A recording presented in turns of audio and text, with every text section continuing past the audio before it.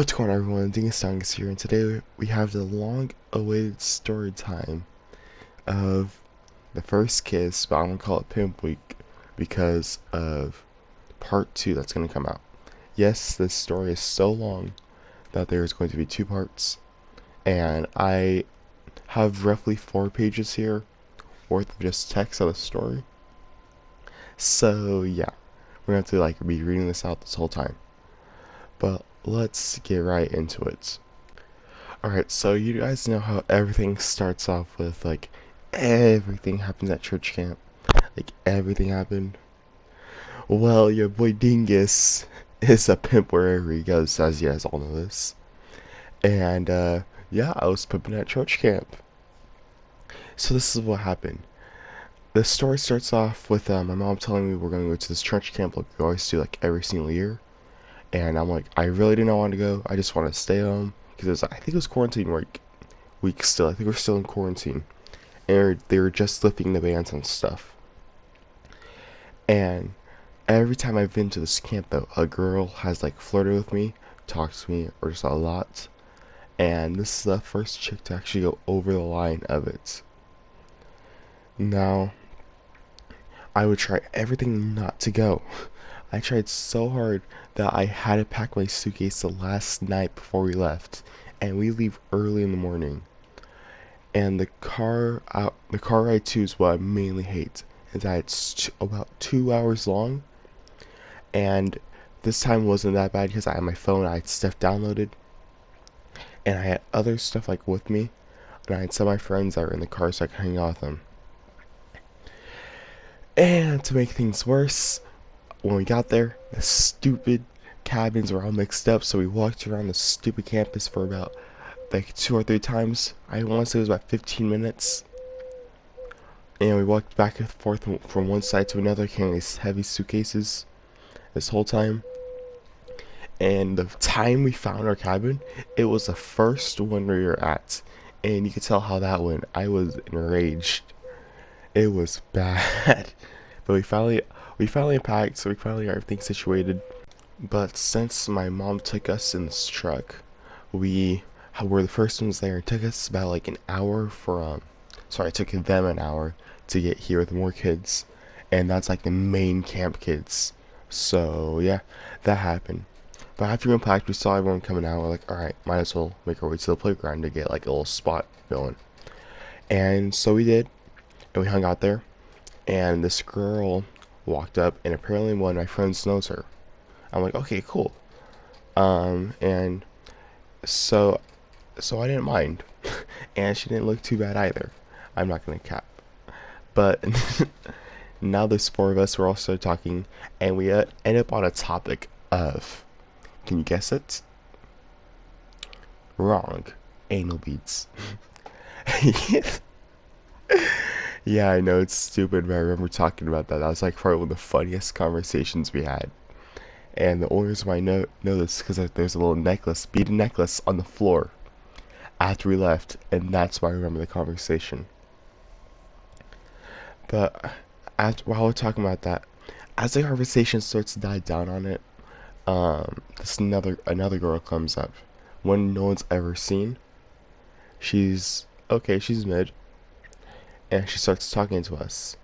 And being the nice person I am, I talk back, I answer questions, I ask her questions, just communicate, Now here's where everything took a left turn straight into the highway. She asked everyone what her kink was.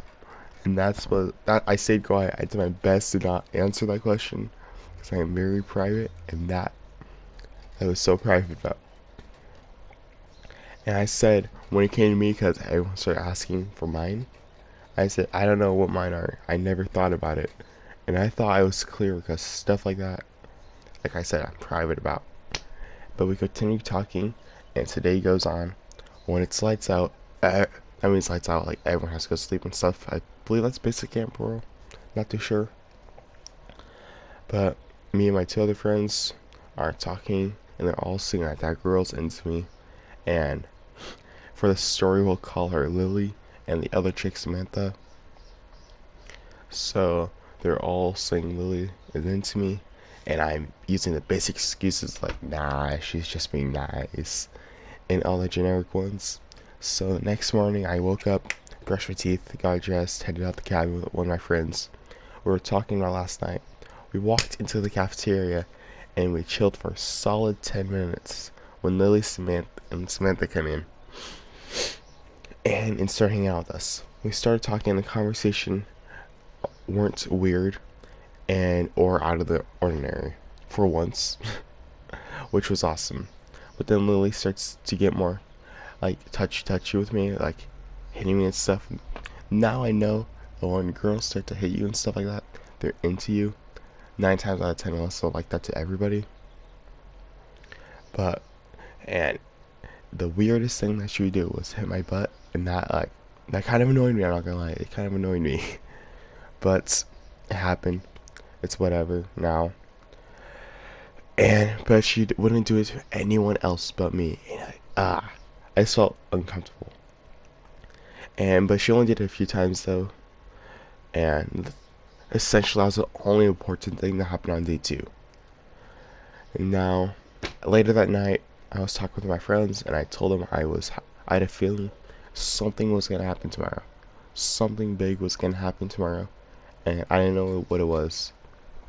I looked on the schedule, nothing was happening, but I had a feeling something was gonna happen tomorrow. Like, you get that gut feeling. And they agreed. And that's when I told Ethan. We're gonna call one Ethan and the other one Pablo, by the way, for the story. We call my close friend Ethan, and the other guy Pablo, because Pablo is Pablo and I just say tacos. But and but I told Ethan, and we both agreed for Ethan to stay around and try a cock block because it's funny. And yeah, that was essentially the night for day 2. We've been on day 3. Same process was repeated. Nothing interesting happened until night. Right? This nighttime, it's dark, and yeah. But we're chilling in the chapel, and I'm sitting between Ethan and Lily, and I go to get my phone out of my pocket, and you guys might be asking, like, hey Diaz, why are you telling this in detail? Why are you telling me this? Like, this is nothing important, you stupid hoe. Just watch. This is gonna be something that happens. But I guess I ever so slightly touched her butt when I was reaching it for the back pocket, because it was my back pocket for a game we were playing a while ago. And I go to put it back, and I'm gonna say this quick. I did not do this intentionally, but after I did this, I noticed a change. A few minutes later, she was quieter and different. I don't know how to explain, but you just know when somebody's different, and that was it. But yeah, I just went on to my thing, because usually I just have this I don't care attitude now, and I didn't really care. It wasn't my problem. But so the counselors, they explained the new game we're gonna play, and I was like, okay, cool, that's a new game. So we gotta play it. It was the night game, so it's pretty self-explanatory. And all the kids are starting to rush outside, and I'm looking for people, looking for my friends. I lost everybody except Lily, so I'm like, oh great. But I stuck with her for the whole game, and the game was we had to find this guy that was hiding somewhere in this big old cabin. Not cabin. And I started walking, and I'm looking for my friends while we're like looking for him, and we ended up out to a playground that's on the outskirts of the camp.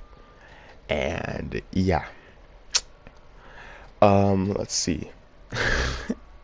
I hate reading this. I swear, guys, I can't read this. But we ended up walking to the outer edges of the camp, and like I said, we're on the playground, and we started talking. I forgot what it was about, but then it had us like facing together, and yeah. And then it clicked in my head. I was like, holy crap, this girl's gonna kiss me. And it's a report statement. She said she wanted to kiss me, and I was just sitting there like, oh, just in silence, like raw silence. I'm like, okay. um, and I'm just absolutely dumbfounded. And then I'm just thinking in my head, this is really happening, and as I said those words in my head, I kid you not, that's when she grabbed my head, and it was just it was more of a make-out session, which was pretty funny, but it lasted for a while, and then she looked at me in my eyes. I'm like, what? And boom, happened again.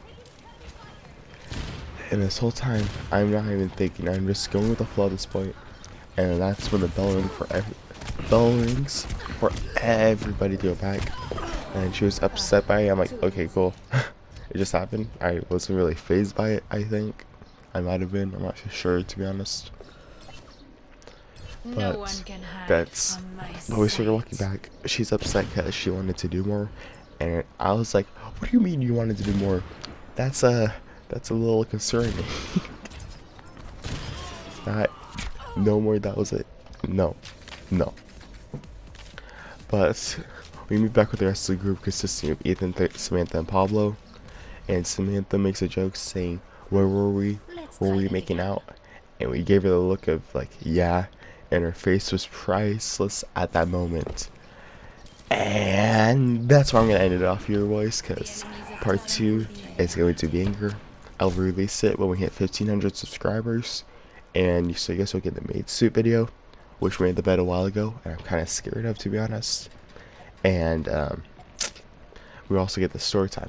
It's going to be it, and the face reveal too. It's at 1,500. I moved it because when I hit 1,000, a lot was going on, and I couldn't really do it.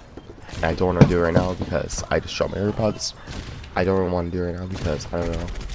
It's 1,500 subscribers, so you guys will get like 3 videos. Yeah, 3 videos, and that's it. Hope you guys enjoy, and goodbye. What you know about rolling down in the deep? When your brain goes numb, you can call it mental freeze. When these people talk too much, put that shit in slow motion there. I feel like an astronaut in the